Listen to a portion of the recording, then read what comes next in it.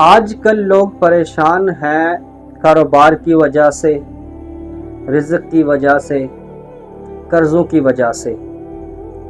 حضرت مرشد عالم رحمۃ اللہ علیہ کا بتایا ہوا ایک بہت ہی خوبصورت عمل، اس پہ بہت سارے لوگوں نے اس کو کیا اور ان کو فائدہ ہوا۔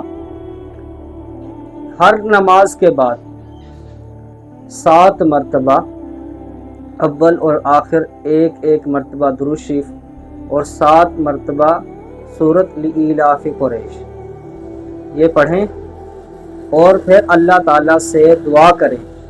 انشاءاللہ اللہ تعالیٰ قرضوں کا مسئلہ، رزق کا مسئلہ، کاروبار کے جتنے مسائل ہیں، رزق کے جتنے مسائل ہیں، اللہ تعالیٰ حل فرما دیں گے۔ اور یہ عمل میں نے حضرت مولانا پیر ذوالفقار احمد نقشبندی رحمۃ اللہ علیہ کی زبانی سے خود سنا ہے، اور جو حضرت مرشد عالم رحمۃ اللہ علیہ ہیں وہ حضرت جی کے استاد ہیں اور مرشد ہیں، تو یہ ان کا آزمایا ہوا عمل ہے، تو آپ بھی اس کو کریں، انشاءاللہ بہت فائدہ ہوگا۔